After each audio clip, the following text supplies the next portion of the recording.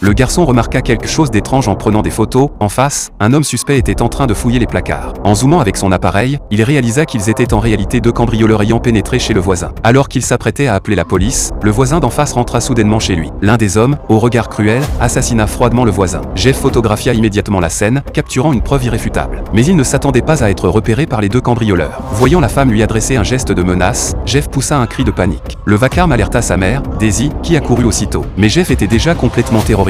Atteint de dépression depuis son enfance, il passait ses journées enfermé dans sa chambre. Voyant son fils incohérent, Daisy crut que sa dépression venait de refaire surface et tenta de le calmer. Une heure passa, et épuisée, Daisy finit par s'endormir à son tour. Peu après, une série de coups violents retentit à la porte. Lorsqu'elle ouvrit, Daisy se retrouva face à l'un des cambrioleurs aperçus plus tôt, sans le reconnaître. L'homme se fit passer pour un réparateur de passage, prétextant une inspection de la maison. Sans se douter de rien, Daisy le laissa entrer. Une fois à l'intérieur, il feignit d'avoir soif et envoya Daisy à la cuisine, pendant qu'il fouillait discrètement la maison. Lorsque Daisy revint avec de l'eau et le surprit en train de chercher quelque chose, elle le confronta immédiatement, lui rappelant que cette pièce appartenait à son fils et qu'il n'avait pas le droit d'y entrer. Réveillé par le bruit, Jeff se leva et découvrit avec horreur que le cambrioleur se trouvait chez lui. Pris de panique, il resta figé. Daisy comprit alors que quelque chose clochait et exigea que l'homme quitte immédiatement la maison. Mais n'ayant pas encore trouvé l'appareil photo, l'homme refusa de partir. Une fois démasqué, il passa à l'action, plongeant la maison dans le chaos. Dans un moment critique, Daisy attrapa une lampe et frappa l'homme, le faisant tomber. Elle saisit Jeff et tenta de fuir. Mais l'homme les poursuivit et attrapa Daisy par la jambe. Heureusement, elle trouva un cadre photo et le frappa à nouveau. Ils réussirent alors à se réfugier dans une chambre spécialement conçue pour Jeff, dont la porte était renforcée par un système de verrouillage en acier. Ils étaient temporairement en sécurité, mais l'homme, furieux, martelait la porte avec rage. Puis soudain, le silence retomba. Pensant que le cambrioleur était parti, Daisy consulta le moniteur de surveillance, seulement pour découvrir qu'il continuait à fouiller la maison. Après avoir cherché en vain, l'homme revint devant la porte et menaça de ne pas partir tant qu'il n'aurait pas trouvé l'appareil photo. Daisy, qui ignorait toujours tout de cette histoire, tenta de comprendre ses motivations, mais il resta évasif. Sans aucun homme sur qui compter, Daisy finit par lui dire que l'appareil se trouvait dans un sac, espérant apaiser la situation. Mais une fois l'appareil récupéré, l'homme revint encore. Il soupçonnait l'existence de sauvegarde et voulait tout supprimer. Au bord de l'effondrement, Daisy accepta sa condition, espérant qu'il partirait une fois les fichiers effacés. Pour se protéger, elle exigea qu'il reste à distance, laissa Jeff dans la pièce sécurisée, puis l'accompagna jusqu'à l'ordinateur.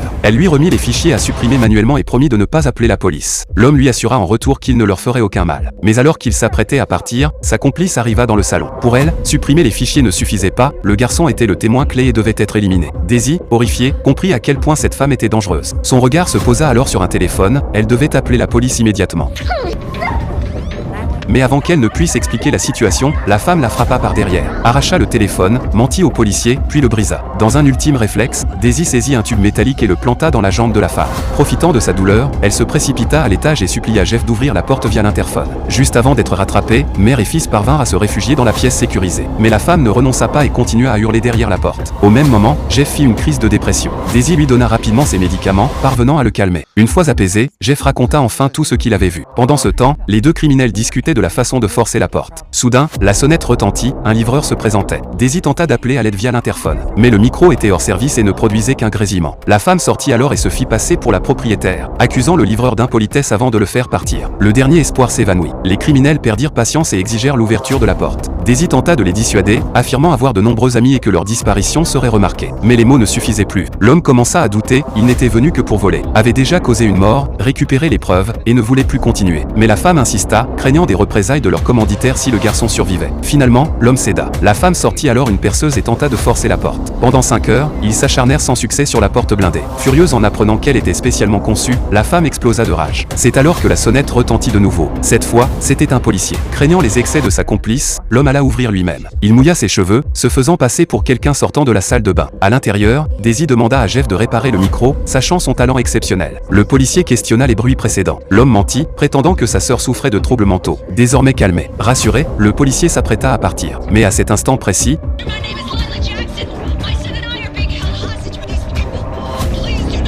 Daisy cria à l'aide par l'interphone réparé. Le policier dégaina immédiatement son arme. Alors qu'il tentait de menotter l'homme,